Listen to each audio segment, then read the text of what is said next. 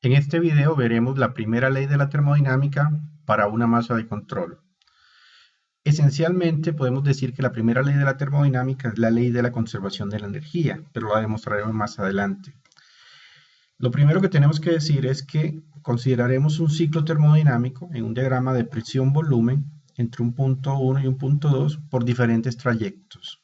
Lo que podemos decir es que para una masa de control, es decir, para una masa determinada en el cual no entra ni sale materia, es decir, un sistema cerrado, podemos decir que la integral cíclica del calor es proporcional a la integral cíclica del trabajo.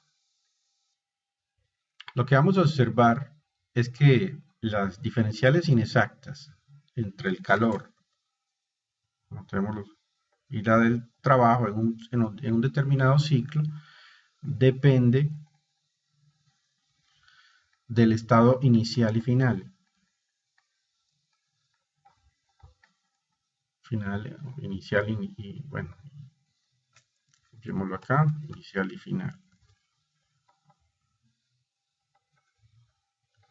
Vamos a ver entonces que en un ciclo, en una determinada masa de control, digamos, las entradas y salidas de calor a través de las fronteras de ese sistema nos pueden hacer un cambio en la energía de esa masa de control. Entonces, esta E le vamos a llamar energía de la masa de control.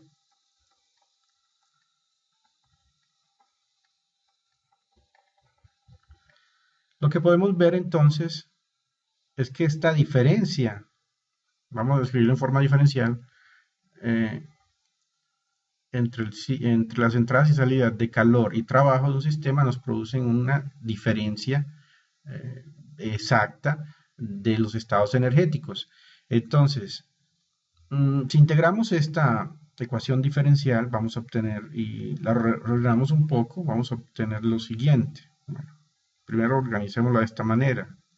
Hacemos el calor hacia acá y vamos a obtener lo siguiente. La diferencial exacta de los estados energéticos más la diferencial inexacta de los estados del trabajo. Recordemos que la diferencial inexacta nos dice que depende, realmente el calor no está en un estado y otro, sino que depende de la trayectoria. Más bien es el calor transferido de un proceso o el trabajo que entra o sale de un proceso. Bueno, al integral vamos a obtener lo siguiente. Tenemos el trabajo obtenido de este proceso de 1 a 2, va a ser la diferencia, hagámosla por acá, aquí sería de 2 menos E1, y aquí sería el trabajo entre el proceso 1 y 2, porque es una integral inexacta. Pero entonces, ¿a qué se refiere? Puede tener diferentes formas de energía, entre ellas podemos, por ejemplo, poner las energías mecánicas como la energía potencial de esa masa de control, los cambios de energía potencial que experimenta esta masa de control, los cambios de energía cinética, o sea, debido al movimiento que experimenta esa masa de control, y diferentes tipos de cambios energéticos a nivel microscópico, pero que se manifiestan a nivel macroscópico, como por ejemplo el movimiento molecular, la reestructuración, la orientación espacial atómica, por ejemplo, o la energía química. Todas estas manifestaciones microscópicas de energía le vamos a llamar energía interna y se representa por la letra U. Entonces, si organizamos esto, vamos a obtener esta E va a ser igual,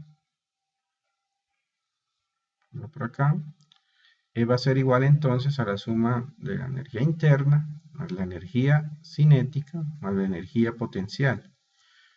Escribimos la forma diferencial y obtenemos que son diferenciales exactas, porque son realmente lo que uno podría calcular son cambios de estas energías, porque entre otras cosas van a depender de las referencias que se tomen. Entonces, si esto lo metemos en la ecuación que habíamos hecho inicialmente, vamos a obtener lo siguiente.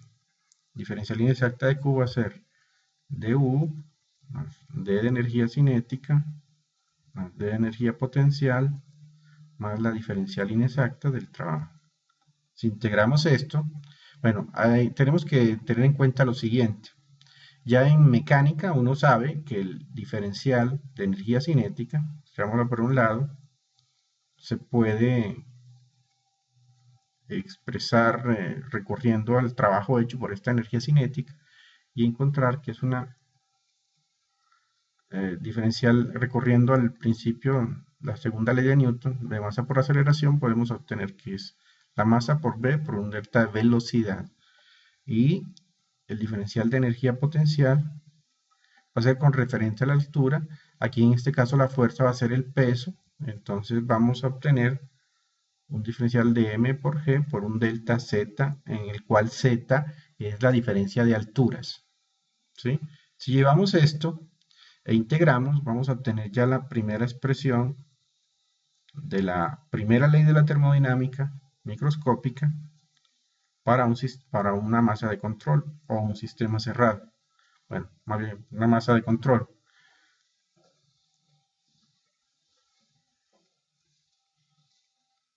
Escribámosla por acá. Esta es la expresión de energía, del cambio de energía cinética. Esta es la expresión del cambio de energía interna, más la expresión del cambio de energía potencial, que sería la diferencia de alturas, más el trabajo que entra o sale de ese proceso. Entonces, esta expresión es la que vamos a llamar esta. Es la expresión matemática de la primera ley de la termodinámica para una masa de control. Evidentemente, más adelante vamos a ver otras expresiones de la primera ley de la termodinámica.